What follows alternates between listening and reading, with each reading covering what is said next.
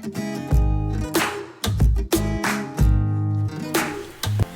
everyone, welcome back to my channel Investor Happy. Halo semua.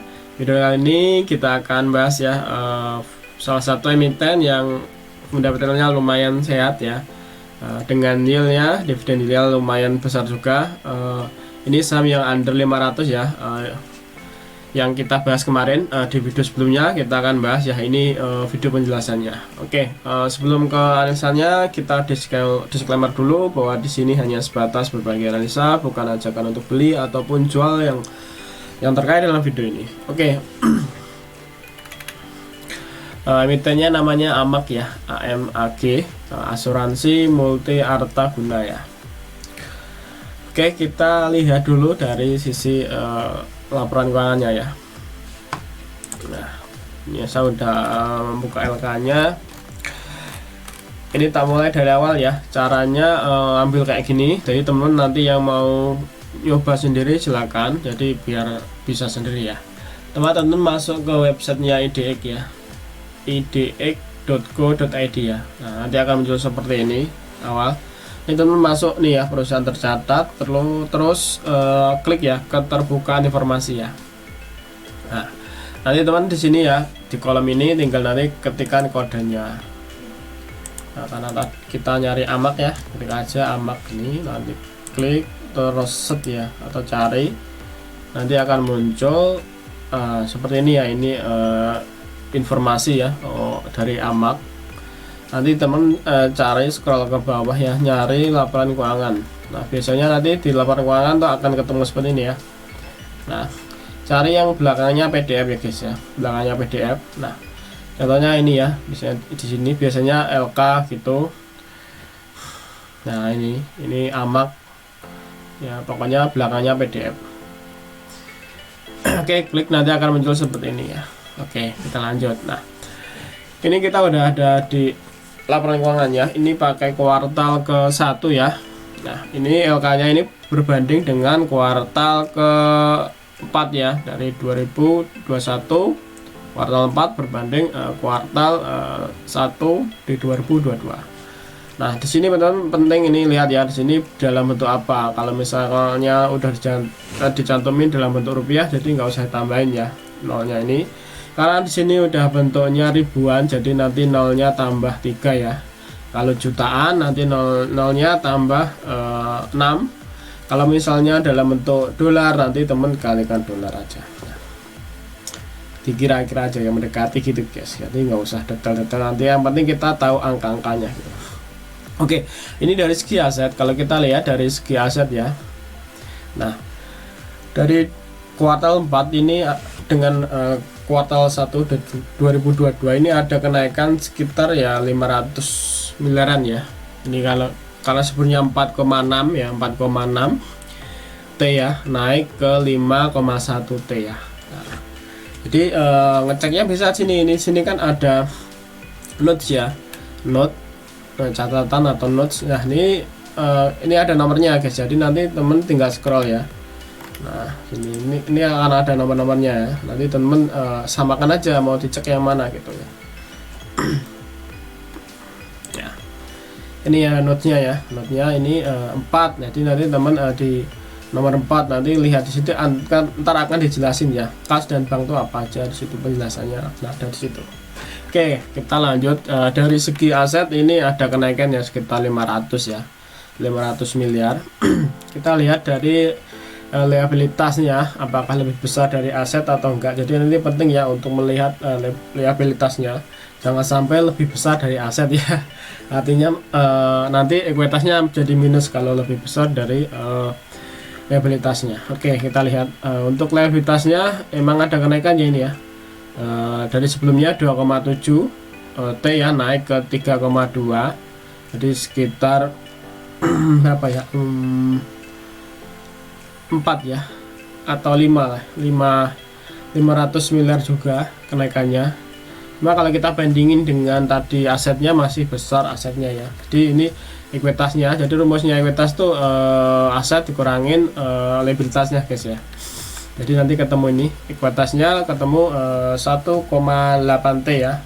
Kalau kita bandingin dengan kuartal 4 1,859 ya, ini sekitar naik ke 10 miliar ya kalau kita bandingin selama 4 dari kuartal 4 ke kuartal 1 ya.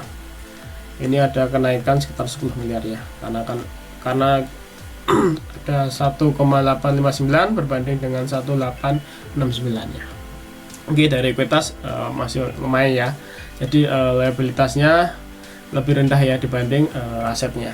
Oke, kita yang paling utama ini ya, cek pendapatan. Ini penting karena suatu perusahaan harus membukukan profit ya atau laba. Nah, kita lihat untuk pendapatannya ini ada kenaikannya dari 797 miliar naik ke 899 ya, sampai 200 miliar ya kenaikan. Kita lihat untuk laba bersihnya, nah teman-teman lihat aja laba bersihnya ya di atas ini, abaikan aja laba bersihnya. Nah, laba bersihnya ini dari kuartal 4 tuh 44 ya, 44 miliar, di kuartal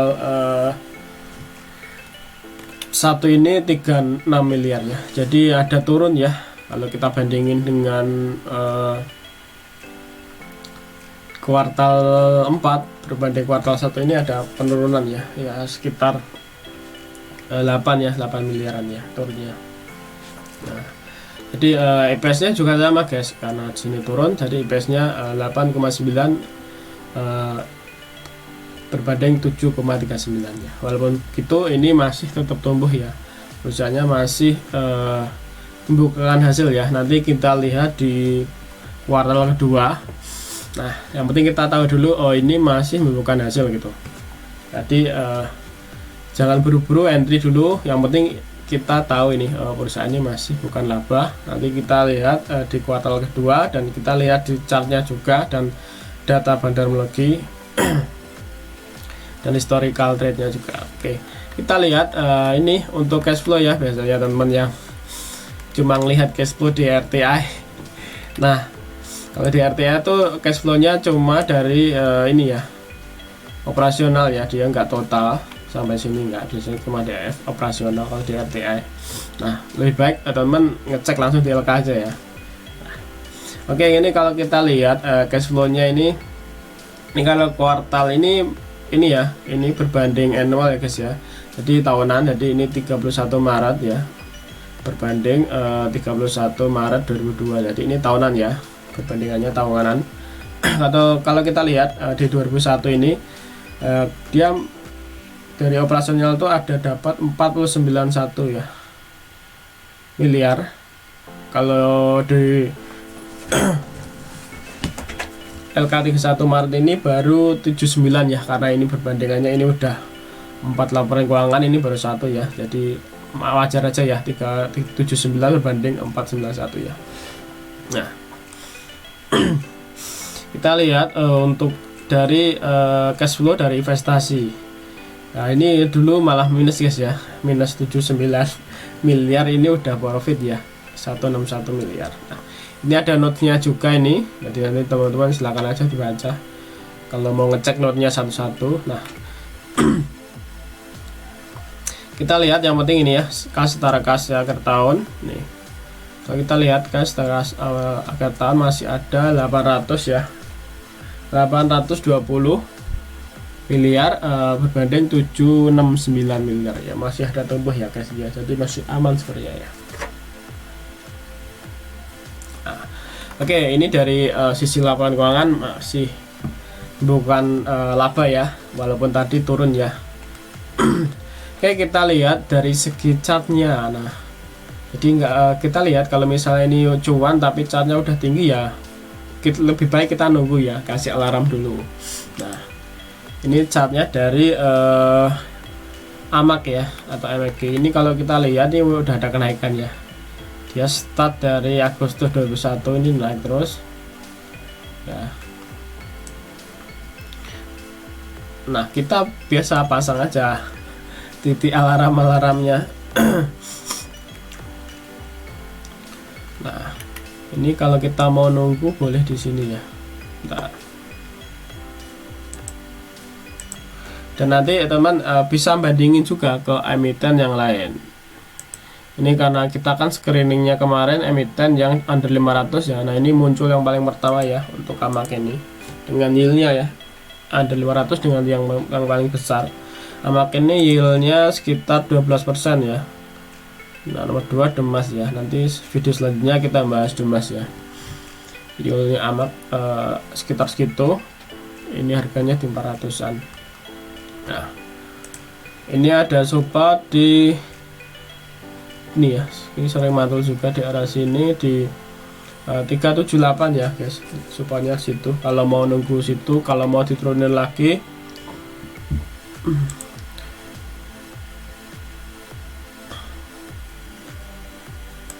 boleh di arah sini ya.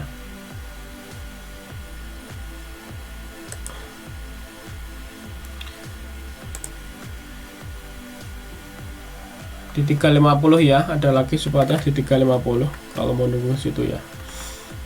Kalau buah banget ya di sini, kalau mau buah banget. Tapi nggak tahu ini sampai sini enggak. Ini tuh mulai dari tahun lalu guys sayangnya ya. Tahun ini belum kesentuh juga, masih naik terus. Ini sekitar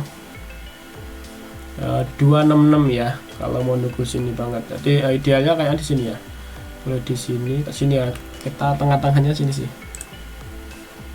Ini lumayan panjang juga di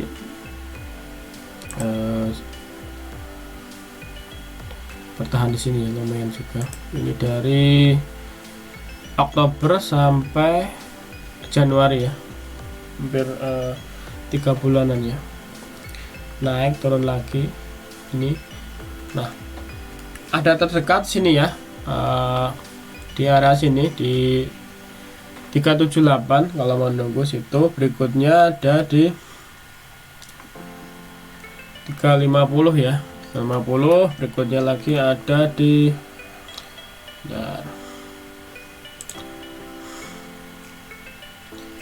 di 332. Nah kita lebih baik nunggu di arah sini aja ya, karena ini sering mantul di MA 200 nya ya. Bahkan MA 200 nya kuat nih, belum kejebol ya. Cuma dari sini pernah kejebol dari 2020 ya. Ini dari 2020 kejebol, turun terus naik. Nah kita pakai MA 200 nya aja untuk support, jadi kita lebih nunggu di area sini ya. Boleh di area sini atau sini ya. Oke, aku mau nyari kita larang di area sini ya guys ya, di area 330 ya. 330 kita alarm aja. Ini udah tak bikin sih semalam. Ini ya. Jadi ini aku pakai equal itu sama dengan ya. Jadi nanti ketika harga udah di 230 nanti akan ada ngirim alarm sendiri ya. Ya contohnya kayak gini, kemarin udah ada alert nih, BVC udah bunyi, MAPI Jaya karena udah di harganya ya, ini tanggal-tanggalnya kemarin.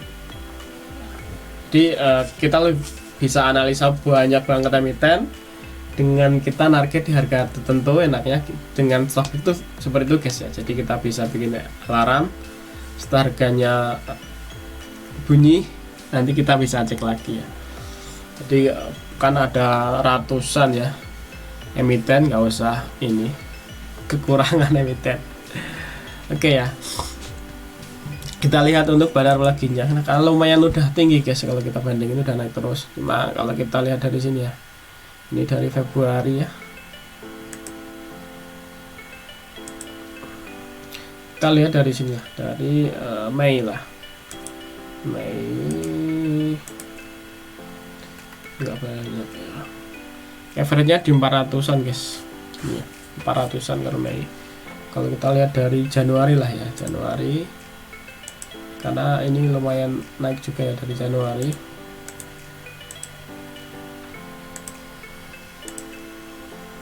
MG juga sih yang makan di 388 ya. Nah nanti tinggal disamain aja supportnya. Ya di area sini ya. Kalau lihat dari Januari itu di area sini barangnya MG ya, 388. Kalau lihat dari sini Agustus jauh banget. Nah, apa kita cek aja satu-satu. Jadi nanti kita menyesuaikan ya untuk titik entry-nya itu. Jadi nggak harus disupport guys. Kalau teman emang mau pakai bandarologi ngikut ini, silakan aja dirubah, nggak usah pakai support ini. Karena memang setiap orang kan punya ini sendiri ya, strategi masing-masing.